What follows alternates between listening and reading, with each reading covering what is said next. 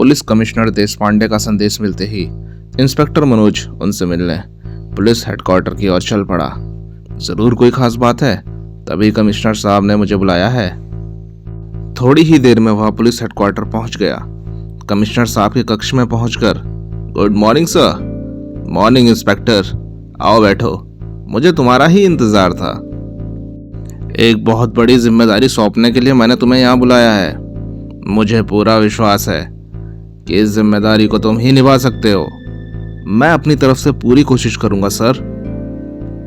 Good. कल central jail से राधेश्याम नाम का एक कैदी 10 साल की सजा काटने के बाद रिहा हो रहा है। राधेश्याम को ट्रेन डकैती के मामले में गिरफ्तार किया गया था। कहीं आपका इशारा उस ट्रेन डकैती की तरफ तो नहीं है सर, जो ललुआ गिरोह ने आज से 10 साल पहले उस स्पेशल ट्रेन में डाली थी जिसमें 2 करोड़ का सोना लाया जा रहा था। हाँ, डाकू ललुआ के गिरोह ने बड़ी सफाई से सुरक्षा कर्मियों की हत्या कर सोना लूट लिया था। फिर कमिश्नर देशपांडे इंस्पेक्टर मनोज को डाकू ललुआ और उसके गिरोह से हुई मुठभेड़ के बारे में बताने लगे। किसी अज्ञात व्यक्ति द्वारा समय पर सूचना मिलते ही मैं सशस्त्र दल सहित घटनास्थल की ओर रवाना हो गया था। लेकिन जब मैं घटनास्थल पर पहुंचा तो मैंने डाकू दल को पहाड़ी की ओर भागते देखा। पीछा करो। Yes sir. हमने डाकू दल का पीछा किया, लेकिन पहाड़ी के निकट पहुंच डाकू दल हमारी नजरों से ओझल हो गया। हमने पहाड़ी को चारों ओर से घेर लिया और डाकू ललुआ को चेतावनी दी। डाकू ललुआ, मैं कमिश्नर देशपांडे तुम्हें चेतावनी देता हूं कि तुम लोग चारों तरफ से घिर चुके हो। तुम्हारी भलाई इसी में है कि तुम अपने दल सहित आत्मसमर्पण कर दो और सोना हमें सौंप दो। लेकिन तभी टेक द पोजीशंस और फिर फायर। मेरे आदेश देते ही पुलिस दल ने डाकुओं पर हमला बोल दिया। आधे घंटे की इस मुठभेड़ में ललुआ डाकू और उसके गिरोह के सारे आदमी मारे गए। पुलिस के कुछ जवान भी काम आए, लेकिन उस समय मेरे आश्चर्य की सीमा न रही जब इंस्पेक्टर चौहान ने मुझे बताया, सर हमने पहाड़ी का चप्पा चप्पा छान मारा, लेकिन सोना बरामद नहीं हुआ। व्हाट? तो फिर सोना कहाँ गया? अच्छी तरह से ढूंढो, सोना यहीं कहीं होगा। लेकिन हमारी मेहनत बेकार सिद्ध हुई। हम सोना बरामद ना कर सके। 10 दिन गुजर गए। पुलिस परेशान थी, मैं हैरान था। समझ नहीं आता आखिर सोना कहाँ गायब हो गया। डाकू दल का एक भी आदमी जिंदा नहीं बचा। अगर कोई जिंदा पकड़ में आ जाता तो शायद सोने के गुम होने के रहस्य का भी पता चल जाता। तभी इंस्पेक्टर चौहान ने आकर मुझे सूचना दी, सर एक मुखबिर ने खबर दी है कि डाकू ललुआ का एक खास साथी राधे जिंदा है। शायद वह सोने का कोई सुराग दे सकता है। तो फिर देर क्यों, फौरन राधे को दबोच लो। हमें हर हाल में सोने को ढूंढ निकालना है। और मुखबिर की निशानदेही पर इंस्पेक्टर चौहान ने राधेश्याम को गिरफ्तार कर कड़ाई से पूछताछ की। लेकिन मैं कितनी बार कह चुका हूं इंस्पेक्टर कि मैं डकैती में शामिल नहीं था। मुझे सोने के बारे में कुछ नहीं मालूम। हमें बेवकूफ बनाने की कोशिश मत कर राधे। बता सोना कहाँ है। मैं सच कह रहा हूं, मुझे कुछ नहीं मालूम। यह ऐसे नहीं बताएगा चौहान। इसकी जरा अच्छी तरह खातिरदारी करो। Yes sir. बता राधे, सोना कहाँ है, वरना हड्डी पसली तोड़ डालूंगा। तुम चाहे मेरी जान ले लो इंस्पेक्टर, लेकिन मेरा बयान तब भी यही होगा कि मैं सोने के बारे में कुछ नहीं जानता। और फिर काफी टॉर्चर करने के बाद भी हम राधेश्याम से सोने के बारे में कुछ भी नहीं उगलवा सके। ओह, राधेश्याम को 10 साल की सजा हो गई। कल वह कैद से रिहा हो जाएगा। और आपको शक है कि जेल से आजाद होने के बाद वह उस सोने को हासिल करने की कोशिश करेगा। हाँ, अगर मेरा शक सही है तो वह ऐसा ही करेगा। इसीलिए मैं चाहता हूं कि तुम राधे पर कड़ी नजर रखो और सरकारी सोना बरामद करवाकर डिपार्टमेंट पर लगे बदनामी के दाग को मिटा दो। आप निश्चिंत रहिए सर। अगर राधे सचमुच सोने के बारे में कुछ जानता है तो वह इस जानकारी का फायदा नहीं उठा पाएगा। मैं वादा करता हूं, सरकारी सोना बहुत जल्द सरकारी खजाने में पहुंचा दिया जाएगा। Good luck inspector. मुझे तुम्हारी काबिलियत पर पूरा भरोसा है। Thank you sir. और फिर कमिश्नर साहब से विदा ले लौटते हुए इंस्पेक्टर मनोज सोचने लगा, मुझे पहले उस आदमी का पता लगाना चाहिए जिसने ट्रेन डकैती की सूचना पुलिस को दी थी। वह आदमी इस डकैती के केस की महत्वपूर्ण कड़ी है, उसका पता लगाना बहुत जरूरी है। इस काम में डीएसपी चौहान साहब मेरी मदद कर सकते हैं, मुझे उनसे मिलना चाहिए। इंस्पेक्टर मनोज ने अपनी जीप का रुख डीएसपी चौहान के ऑफिस की ओर मोड़ दिया। डीएसपी चौहान के कक्ष में, सर, मैं उस आदमी के बारे में जानना चाहता हूं जिसने डकैती की सूचना फोन पर आपको दी थी। मुझे अफसोस है इंस्पेक्टर, काफी कोशिश करने के बाद भी हम उस आदमी का पता नहीं लगा सके थे। ओह, फिर तो यह जानना कठिन है कि उस आदमी को डकैती का पता कैसे लगा। लेकिन इससे फर्क क्या पड़ता है? फर्क तो पड़ता है सर। जहां तक मैं जानता हूं, उसके अनुसार जिस जगह ट्रेन में डकैती पड़ी थी वहां मीलों दूर तक वीरानी है। ओह, ऐसी हालात में उसे फोन पर पुलिस को इत्तला देने में काफी वक्त लगना चाहिए। लेकिन इसके विपरीत सूचना मिलने के बाद भी पुलिस को इतना समय मिल गया कि वह डाकू दल के भागने से पहले ही घटनास्थल पर पहुंच गई। आखिर तुम कहना क्या चाहते हो? मुझे पूरा विश्वास है सर कि इत्तला देने वाला पहले से ही डकैती के बारे में जानता था और अपनी किसी साजिश को सफल बनाने के लिए ही उसने पुलिस को सूचना दी थी। यानी ललुआ डाकू और उसके साथियों को पुलिस के चक्कर में उलझाकर वह खुद सोना ले उड़ना चाहता था। एग्जैक्टली सर, हुआ भी यही है। इसीलिए सोना पुलिस को पहाड़ी पर नहीं मिला। ओह माय गॉड, इस पहलू पर तो हमारा ध्यान गया ही नहीं था। फिर चौहान साहब कुछ सोचकर बोले, तुम्हारे कहने के मुताबिक इत्तला देने वाला ललुआ डाकू का ही कोई साथी होना चाहिए। फिर तो वह राधे ही रहा होगा। हो भी सकता है और नहीं भी। बहरहाल मैं किसी भी संभावना को नजरअंदाज नहीं करना चाहता था, इसीलिए आपके पास आया था। खैर, अब मुझे राधे को ध्यान में रखकर ही जांच शुरू करनी होगी, इसीलिए मुझे इस केस की फाइल चाहिए।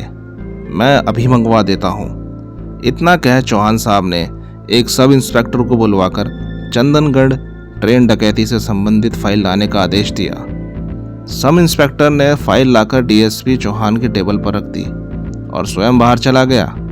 उसके जाने के बाद, लो, इस फाइल में डकैती और पुलिस की जांच रिपोर्ट का पूरा ब्यौरा मौजूद है। फिर भी अगर तुम्हें कोई परेशानी हो तो तुम मुझसे मिल लेना। Thank you sir. फिर इंस्पेक्टर मनोज डीएसपी के कार्यालय से निकल अपनी जीप पर बैठ पुलिस स्टेशन की ओर रवाना हो गया। अपने ऑफिस पहुंच इंस्पेक्टर मनोज उस फाइल का अध्ययन करने में लीन हो गया। उसे इस बात का तनिक भी एहसास न हो पाया कि हवलदार वीर बहादुर कब उसके कक्ष में दाखिल हुआ और कितनी देर से उसका ध्यान फाइल से हटने की प्रतीक्षा कर रहा है। यह ऐसी कौन सी फाइल है जो सर दीन दुनिया का ख्याल खो बैठे है? अगर मैंने टोका तो मुझ बरबरस पड़ेंगे। फटकार खाने से तो अच्छा है खामोश रहूं। लेकिन जब हवलदार वीर बहादुर से ना रहा गया तो, सर, शाम हो गई, अगर हुक्म हो तो घर जाऊं। हवलदार वीर बहादुर की आवाज सुन इंस्पेक्टर मनोज चौंक कर पलटा। तुम कब आए तुम? सर, खड़े खड़े मेरी टांगें अकड़ गई और आप पूछ रहे हैं कब आया? अगर इजाजत हो तो मैं जाऊं सर। तुम कहीं नहीं जाओगे, यहाँ बैठो और मेरी बात ध्यान से सुनो। वीर बहादुर चकित हुआ। आखिर बात क्या है सर? तब इंस्पेक्टर मनोज ने हवलदार वीर बहादुर को चंदनगढ़ ट्रेन डकैती के बारे में सब कुछ बता दिया और बोला, कल राधे जेल से रिहा हो रहा है, तुम्हें उस पर नजर रखनी है। ओह, कल सुबह तुम हुलिया बदलकर जेल के बाहर रहकर राधे के बाहर आने का इंतजार करोगे और फिर राधे के बाहर आते ही तुम साए की तरह उसके पीछे लग जाओगे। वह कहाँ जाता है, किससे मिलता है, उसकी एक एक हरकत की रिपोर्ट मुझे चाहिए। मैं समझ गया सर। इंस्पेक्टर मनोज ने फाइल में मौजूद राधे की फोटो वीर बहादुर को दिखाई। इस चेहरे को अच्छी तरह अपने जहन में उतार लो, किसी तरह की गलतफहमी नहीं होनी चाहिए। आप निश्चिंत रहिए सर, मैं जहन्नुम तक भी इस शख्स का पीछा ना छोड़ूंगा। अगले दिन हवलदार वीर बहादुर कैदियों की रिहाई के वक्त से पहले फकीर का भेष बदलकर जेल के सामने पहुंच गया और अपनी काबिलियत के मुताबिक वह फकीर होने का जबरदस्त अभिनय करने लगा। पापी पेट का सवाल है बाबू, अल्लाह के नाम पे कुछ दे दे। लेकिन वह इस बात से बेखबर था कि कुछ दूरी पर पान की दुकान पर खड़ा एक आदमी उसे संदिग्ध नजरों से घूर रहा है। आज यह फकीर यहाँ कहाँ से आ गया? अल्लाह के नाम पर कुछ दे दे बाबू। तभी उस आदमी के मस्तिष्क में एक विचार कौंध गया, कहीं यह पुलिस का आदमी तो नहीं? अगले ही पल उस आदमी का संदेह विश्वास में बदल गया। बॉस का ख्याल सही निकला, यह पुलिस का ही आदमी है। राधे के बाहर आने से पहले मुझे इसे रास्ते से हटा देना चाहिए, और फिर बहुत होशियार बनते हो, सारी होशियारी धरी रह जाएगी। पापी पेट का सवाल है बाबू। वह आदमी हवलदार के समीप आकर ठहर गया। इससे पहले कि हवलदार वीर बहादुर खतरे को भांप पाता, तुम्हें अपनी मौत का लाइसेंस नजर आ रहा होगा, इसलिए चालाकी दिखाने की गलती मत करना। ओह, यह मुसीबत कहां से आ टपकी? खामोशी से अपना कटोरा उठाओ और आगे बढ़ो। चलो जल्दी करो। चलता हूँ बाबू, चलता हूँ बाबू। खफा क्यों होते हो? तुम मुझ फकीर को कहाँ लिए जा रहे हो? ज्यादा बकवास की तो गोली मार दूंगा, चुपचाप चलते रहो। वह आदमी वीर बहादुर को थोड़ी दूरी पर वृक्षों के झुरमुट में ले गया। या तुम मुझे कहाँ ले आए बाबू? मैं तो फकीर हूँ, मेरे पास तुम्हें क्या मिलेगा? बकवास बंद कर पुलिस के मुखबिर, हमें धोखा देना इतना आसान नहीं है। उस आदमी के शब्द सुन वीर बहादुर को तेज झटका लगा। ओह, यह शायद राधे का साथी है और मेरी असलियत को भांप गया है। अब मुझे कुछ करना चाहिए। लेकिन इससे पहले कि हवलदार वीर बहादुर अपने बचाव का कोई प्रयास करता, सिर पर हुए शक्तिशाली प्रहार ने हवलदार वीर बहादुर के होश छीन लिए। चलो, यह कांटा तो रास्ते से हटा, लेकिन यह है कौन? मेरा शक गलत नहीं हो सकता शेरा, जरूर यह पुलिस का आदमी है। कहते हुए वह झुका और एक ही एक्शन में उसने वीर बहादुर की नकली दाढ़ी मूंछ और बालों की विग उतार दी। हवलदार वीर बहादुर का असली चेहरा सामने आते ही, अरे ये तो हवलदार वीर बहादुर है, इंस्पेक्टर मनोज का खास चमचा। इसका मतलब इंस्पेक्टर मनोज भी राधे में दिलचस्पी ले रहा है। अगर इंस्पेक्टर मनोज को हमारी भनक भी मिल गई तो हमारी खैर नहीं। घबराओ नहीं, उससे बॉस खुद निपट लेगा। बहरहाल तुम कार लेकर जेल के सामने पहुंचो, राधे किसी भी समय बाहर आ सकता है। ठीक है। और फिर वे दोनों अलग अलग दिशाओं में बढ़ गए। उधर ठीक 10:40 पर राधे जेल का दरवाजा पार कर जैसे ही बाहर आया, मुबारक हो राधे, हमें तुम्हें लेवा ले जाने के लिए भेजा गया है। कौन हो तुम? किसने भेजा है तुम्हें यहाँ? यहाँ खतरा है, पहले यहाँ से चलते हैं, रास्ते में हम तुम्हें सब बता देंगे। बिल्कुल नहीं, मैं तुम्हारे साथ तब तक नहीं जाऊंगा जब तक। लेकिन राधे अपनी बात पूरी ना कर सका। तो फिर मजबूरी है, अपनी खैरियत चाहते हो तो वही करो जो मैं कहता हूँ। तभी एक कार उनके समीप आकर रुकी और कार का पिछला दरवाजा खुल गया। चलो अंदर बैठो, क्विक। नहीं, राधे ने विरोध किया, लेकिन चलो। अगले ही पल जब कार कुछ दूर निकल आई, तुम लोग क्या चाहते हो और मुझे कहाँ ले जा रहे हो? अपनी जुबान बंद रखो, समय आने पर तुम्हें सब कुछ मालूम हो जाएगा। अपने अपहरणकर्ताओं की बातें सुन राधे ने तुरंत भांप लिया, हो न हो सोने का राज जानने के लिए ही इन लोगों ने मेरा अपहरण किया है। यह तो वही मिसाल हुई, आसमान से गिरे और खजूर में अटके। मुझे इनसे पीछा छुड़ाने के लिए कुछ करना चाहिए। अचानक राधे का दाहिना हाथ हरकत में आ गया और दूसरे ही पल फिर इससे पहले कि अपहरणकर्ता संभल पाते, सड़क पर गिरते ही राधे सड़क पर कलाबाजी खाता चला गया। रोको! लेकिन कार के रुकने से पहले ही राधे संभल चुका था।